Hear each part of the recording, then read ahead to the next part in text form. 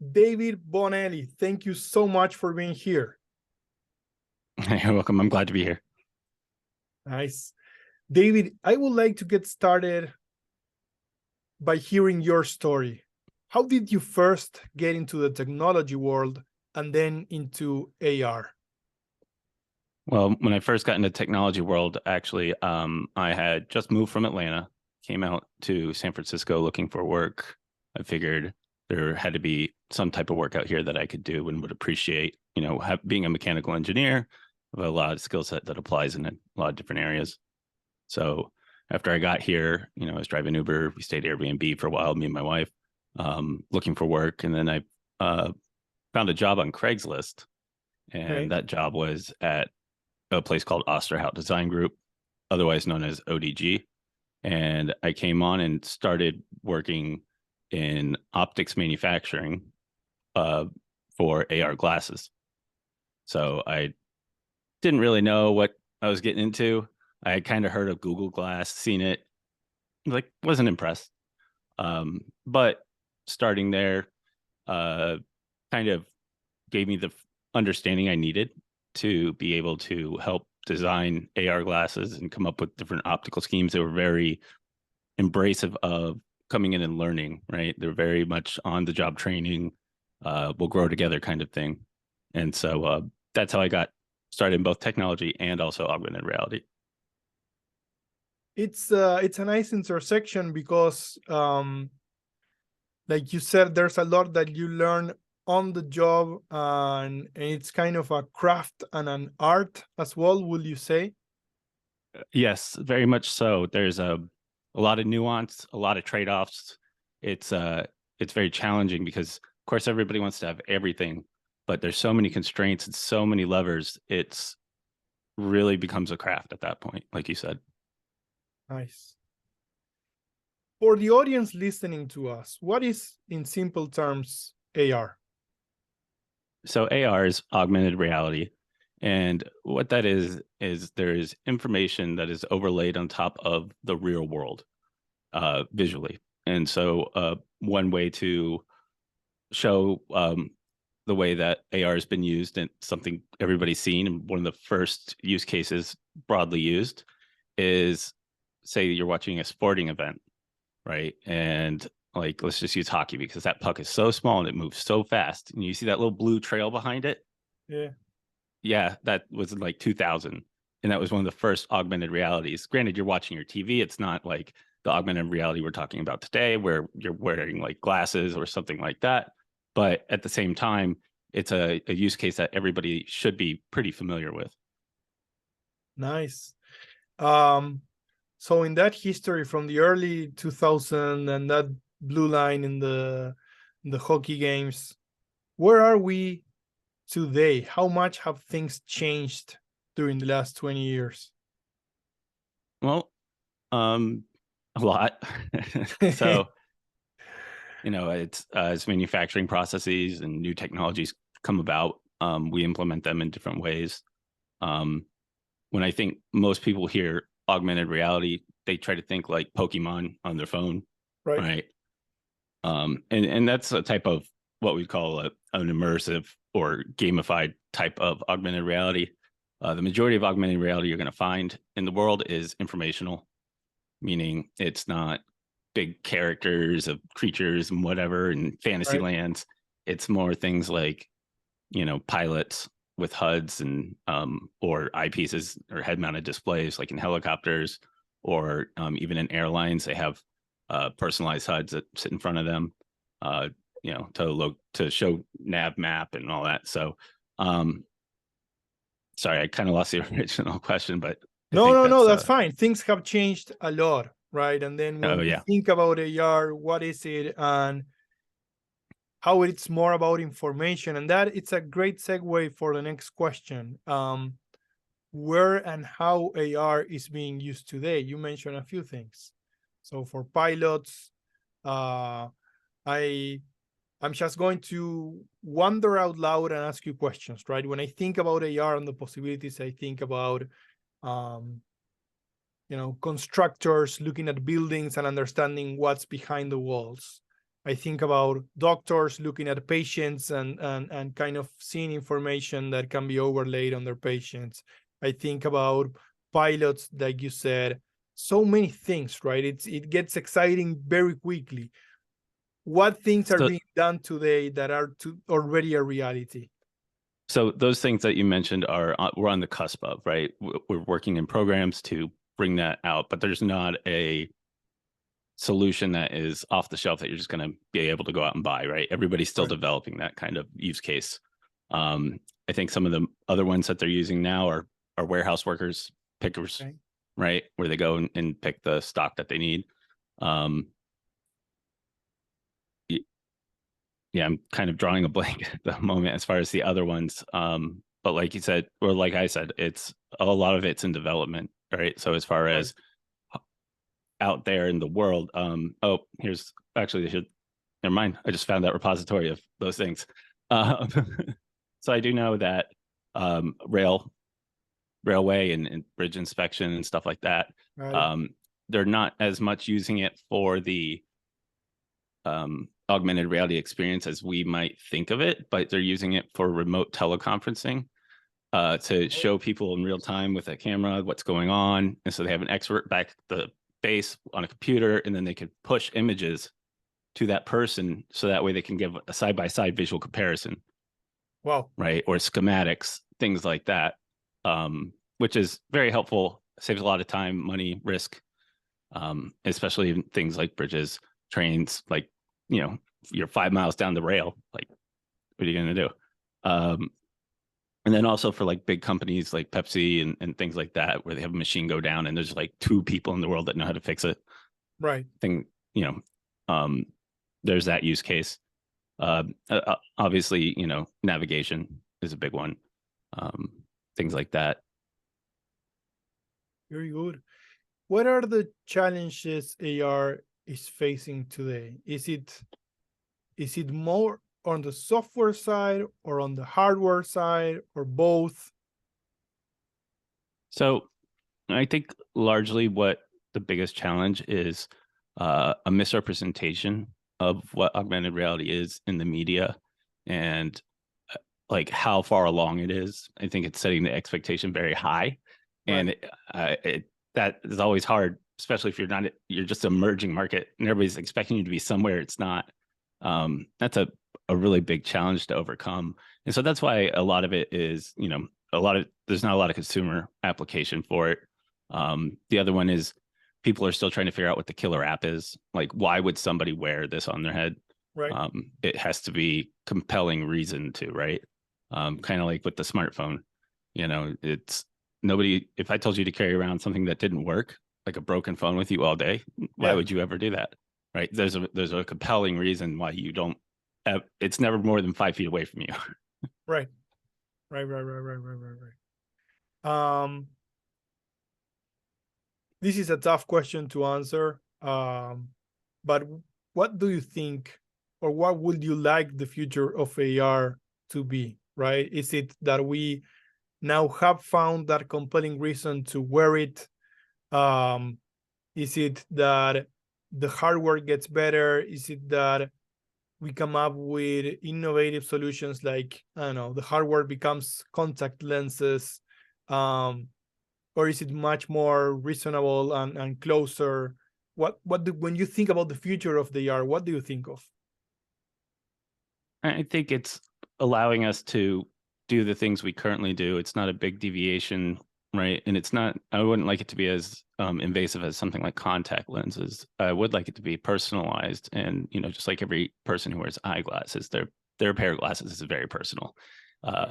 It's like me, I have to wear my glasses to see every day. So I couldn't imagine not having my glasses, and I can't use somebody else's glasses, right? So I would like it to be kind of that intimate thing and set up for our individual eyes and brains and things like that, because vision is something that's learned intrinsically and is not common among people. Yes, we all have vision, but how we learned vision is different for every person.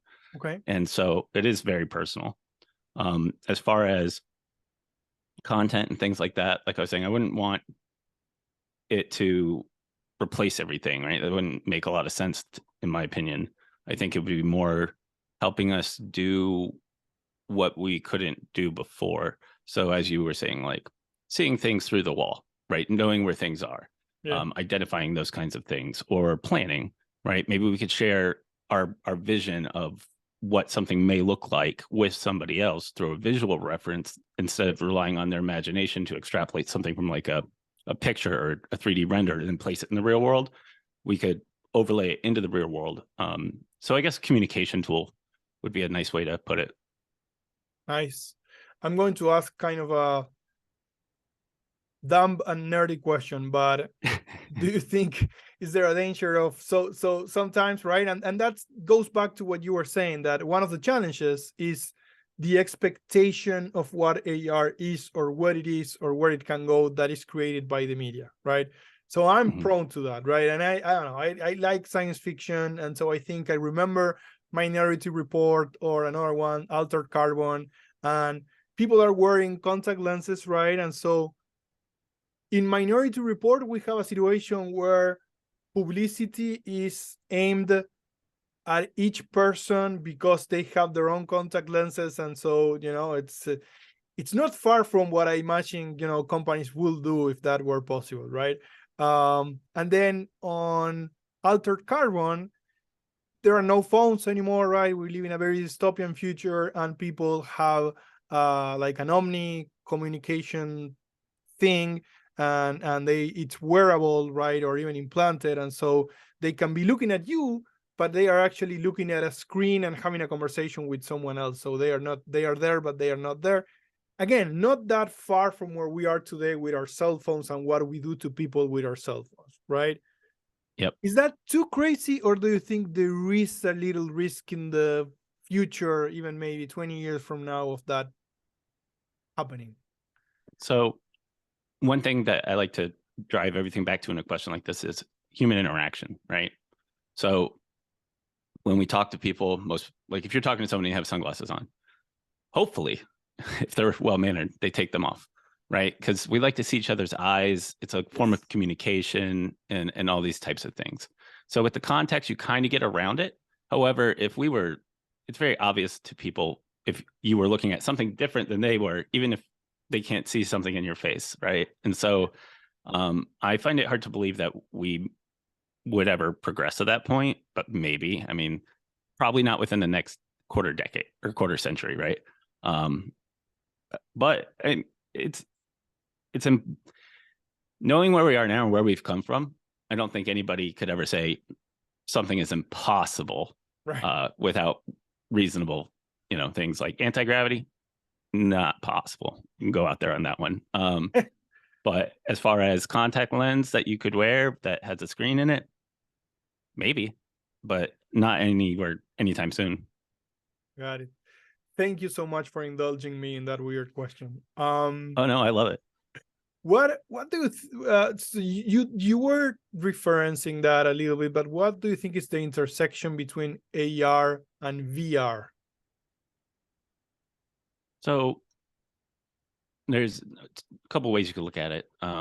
Some people would say MR is the intersection, right? Mixed reality, where you're taking in through cameras the real world, and then you're rendering it, and then you render something, or you're showing it, right? And then you render something on top of that, right? And I think that has some niche applications and use cases. I think one of the reasons why it's as big as it is right now is because AR isn't where it would be parodied, right? So the way I tend to think about it is they are separate. They're not even MR is not the same as AR. And one of the main reasons is AR is not, to me, is not meant to be a playground, right? It's more about informational. Granted, there are some fringe use cases that where it could be like that, such as creating digital assets for either like training or understanding the world. But to me, that's still pretty informational, right? It's not meant to be like, oh, I'm going to go Beat Saber some things. Right. And so, yeah, no, and VR is very isolating, I think, where AR is, you can still have those personal interactions with people. With VR, it becomes I'm going to talk to you and maybe I see you in the thing, but I got this huge thing and my kinematic map is thrown off because it's out here. Yeah. So personally, I don't really see them intersecting. Got it. Thank you. What are you doing today with AR? That's a big question. So I have clients, right, that I work with. So as you mentioned, surgery stuff before, with new eyes, new loops. They're one of my clients and partners. Red 6 is pilot training. So they're actually flying in the sky. We can keep the brightness of the assets brighter than the sky, background of the sky. And they're actually doing some really cool things with that. We've been working on it for about 3 years, and it's crazy the stuff they could do. If you are interested with that, like, people should look up a video. It's called Red 6. They have a nice segment on NBC News earlier this year to better explain all that. Some other clients I was working with people like Raven for soldiers, battlefield type glasses, AR glasses, not like IVAS, more low key informational AR type of stuff, more like text messages instead of like, they're over here, they're over there, right? Got it. And so myself, started in a new company with some partners of mine, and what we're looking to do with that is basically put real images in people's houses, so that way they can make better design decisions and design choices. So they're all niche use cases and for very specific needs, but what they do is they allow us to utilize not just our vision, but in a lot of cases, stereopsis, right? Which is the ability to form a cohesive 3-dimensional image based on the parallax between your two eyes. So it's kind of like a fancy way of saying 3D. Because we get a lot of information from that. And it's a very intuitive. And so it's not talked about a lot because we all know what it is, but we kind of don't. So yeah. Very nice. You mentioned very nice projects over there. Is there anyone that makes you proudest, or is are you always thinking about the next one? I know this is another tough question to ask, right? Like, pick one that you will say, this is one I love bragging about because it was really awesome, or it is really awesome. So the reason why I chose to only have one child is because then they'll always be my favorite, and I will never have to make that choice. The most proudest, I don't know, to me, they're all a learning experience, and you always bring forward what you learned in the last one to the next one, right? And there's some technologies and stuff that I've helped create or make or generated that I enjoy and like, but I've been doing that throughout my whole career in AR. So there's not one that stands out, and that, well, there's some I can't talk about. But I would say, I don't know. I really enjoyed all of You them. can say you like all your childs alike. We love that response. So that's perfectly fine. And when you think about the future, what type of projects will you enjoy working on? You have one now that it's on displaying furniture and design choices in the houses. That's a very nice one. Do you ever think about what will excite you to work in the future, or there's more about emergent strategy and things that are popping up as you go? Well, I like a challenge, and I like to do things, especially when it can get funded, because this is not a cheap industry. If anybody's listening and they're like, oh, I'll just go out there and do it, it's expensive, especially if you're optics category. We're talking millions and millions, tens of millions of dollars. So until there's a cheaper solution out there that's ubiquitous and can be used for everything, which right now there's not, it's pretty prohibitive. And that's what I tried to help with my company Pulsar.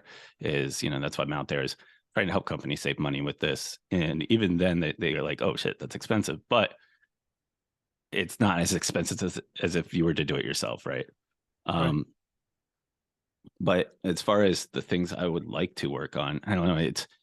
I think I have like exciting ideas. Like it'd be cool to do like instant language translation. Like you look at a road sign and it changes it to the language you understand, right? Like that's pretty practical. When you're Yes. traveling abroad, you don't really want to be sitting there with your phone looking at it because now you're not paying attention to what's going on around you, and people are Yep. seeing you do that, so you become a target.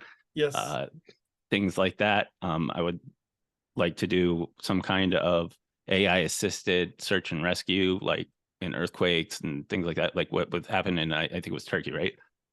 Where like all those buildings came down all at the same Yeah. time, and it was Yeah. a massive effort. If you could have something helping you, so you could pay more attention to the things that you're looking for instead of things like maybe the building's going to collapse, right? Something like that, or coordination, etc. But I think the most exciting thing is the thing I can't think of. And so I'm hoping somebody comes to me and says, "What about this?" And I'm like, "Oh yeah, actually, I lie. There's one thing I would like to do, and maybe someone will take it and run with it. So I'll go ahead and say it. Um, AR for underwater welders. Oh, nice. Yeah, because When I they're mean, it's tough to see underwater. You get to some depths that are very difficult, and then you have all the bubbles and everything coming out. And well, it's not just that. It takes so long for them to go down, yeah, and then it takes time to come back up. So they may be under for like 4 hours, but they're really only able to work for like 15 minutes. So the right, more you can offload into some kind of helpful informational display in their head, even if it's projecting out like through a sonar or something, like the things around them, or a list of instructions, etc. I think that would help save lots of time and money. I love it. It's very interesting. When you think about AR and when you work on AR, because I imagine there's the glasses, right, individual, but then there are the vehicles, the so many vehicles out there that can have AR. Like, is that a same thing, or am I mixing things that have nothing to do? Like when you the field of vision and everything is different. Like projecting stuff on the screen, that's a completely different thing. So that's something we call like a heads up display. But it is essentially the same. I mean, you're still putting that information over the real world image, right? So yes, and there are different companies doing different things to help increase the size of those HUDs, and trying to get it to be more of a higher field of view type of experience. Right. Um, yeah, so I would liken them. They do the turn by turns and stuff like that. Interesting. What you mentioned something, but what other technologies get you excited?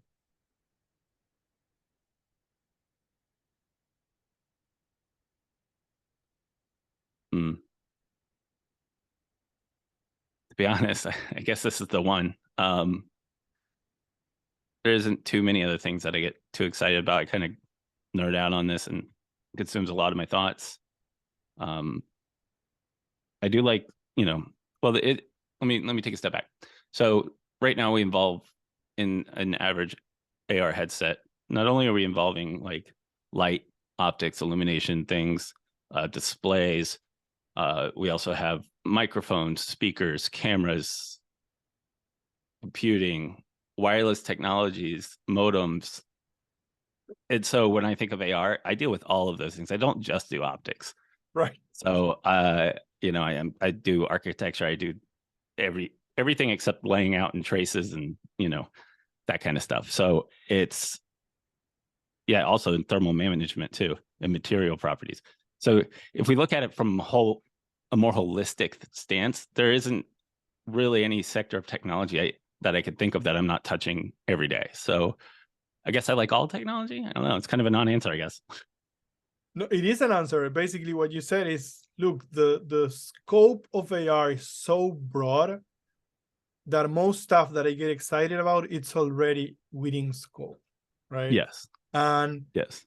and my next question is going to be about one of the things you already mentioned, right? Like um, AI assisted AR for emergency situations, etc., etc. So this is a good segue to ask a question that this is a tough question not to ask in 2023 because everyone is talking about it and it has become the year of AI, right? But what are your thoughts on the current developments of AI?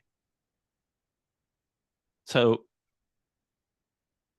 let's just start with the obvious elephant in the room, the generative AI. I find it interesting. I use it. I have an account with ChatGPT. I tend to use it to source components more than anything else. Even though it only goes to 2021, it still gives me a comprehensive list and gives me the actual specs that I ask for. So I can just drop it in an Excel spreadsheet. It saves me hours and hours, right?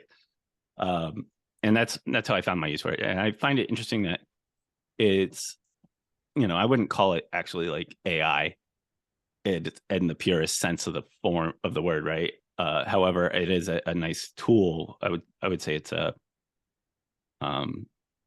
better than a general search, right?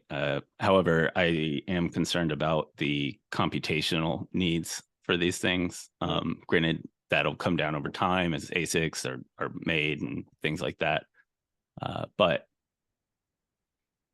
it's an interesting place for us to venture off our path of, the same thing we've been doing for 20 years with searching and things like that. And it's the fact that most people have access to it, at least gets a conversation going between people who maybe not have understood this as well. And so when I was talking about AI earlier, it would also be something similar to this kind of generative AI. It'd be taking in the data, matching against models, and predicting what's coming next, right? Right. And like I was talking about with like structural or things like that, we can train these different generative AIs on pretty much any data set that we want. It just takes a lot of data. The fact that like ChatGPT is trained on, the internet and broad in English is very prohibitive, I think. It's not just English, but there's only a few major languages that this model's trained on, which kind of blocks out a whole part of the world. So when we're regenerating this kind of like echo chamber of, the primary English speaking countries, and then, some major not English speaking countries, but we're alienating this world, it's kind of driving us in this feedback loop that isn't necessarily representative. So it can be dangerous. I agree. I definitely agree. And I don't know. I know there's a lot of so reinforced human feedback learning, RH. I don't remember the exact acronym, but basically when they are training the system as well, there's a lot of feedback loops on, okay, this is an acceptable type of answer, this is not an acceptable type of answer, right? But you are handpicking who does that reinforcement and who provides that feedback. So there's potential for bias everywhere, right? I tend to agree with you. So you said you have one child, right? I have two, a 5-year-old and a 7-year-old, and sometimes I get excited and anxious at the same time when I think about the future of work, right? And they are too young yet, but if they were to ask me, hey, Dad, what advice will you give me for, the future of my work? It's tough to think about it, and it's tough for me to think about what I will tell them, other than, be as human as possible, have as much empathy as you can, focus on your critical thinking abilities, on your ability to learn very quickly, because everything is changing so fast and it will change faster as you grow up, right? Do you think about that? And if I ask you to think about that, what do you think the future of work would be for the next generations, and what type of advice will you provide to those young generations out there? I mean, I think what you gave, the things you said were very good, and I agree with that. To add on to that, like as far as like how to prepare, and then I'll get to what I think it's going to be, but it's to be open-minded, get a good core knowledge, of things, keep a broad breadth of understanding across the spectrum, and don't be afraid to venture into new territory with the skills that you've learned and apply them. There's a lot that's happening, and the only constant is change, right? So just like species evolve, right? We have to evolve as individuals. Yep. And keep up with this environment, stay informed, but don't lock yourself into, one vector of communication, right? Don't just be like, oh, I'm going to watch this show and this show only. I'm going to learn everything I know from this show. It's not healthy, at least from my perspective.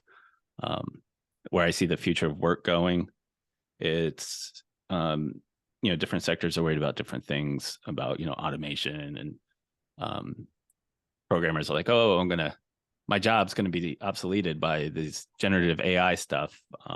If you're the guy who writes the simple code that this software can write, yeah, your job's probably gone. But it gives you an opportunity to grow and to do more than just that, right? There will always be new types of work coming out there, as long as you're willing to learn and adapt and move to it. It's like kind of like what I do right now, right? One of the reasons I started my own company is nobody's teaching this in a university.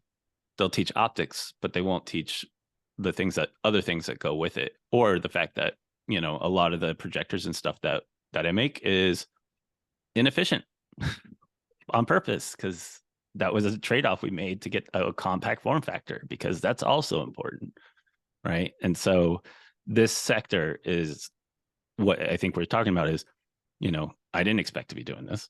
When I was 5, nobody even knew what this was, right? So, and now I got my mechanical engineering degree, and I only got my bachelor's, but I didn't want to get specialized because I wanted to be able to have a opportunity to do new and unique things.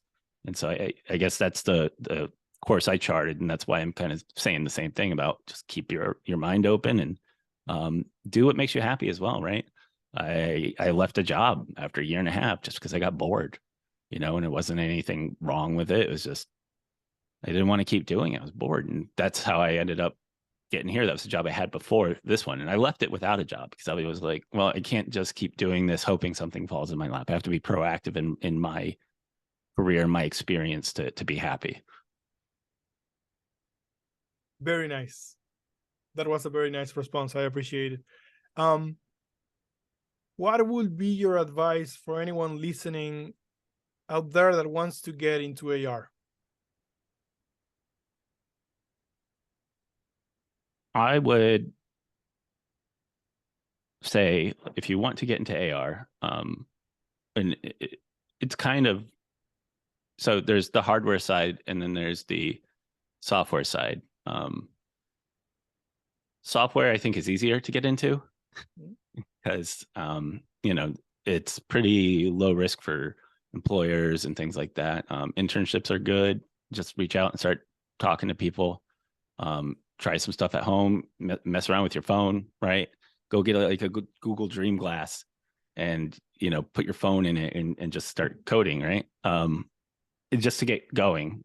Things to focus on are like stereopsis, parallax, these type of events that are going to be very important for AR experiences.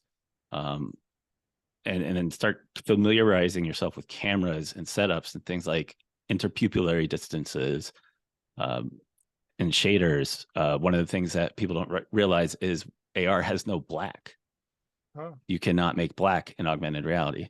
And so how do you create a compelling experience with your primary contrast tool is gone, right? It's a challenge. Color is very challenging.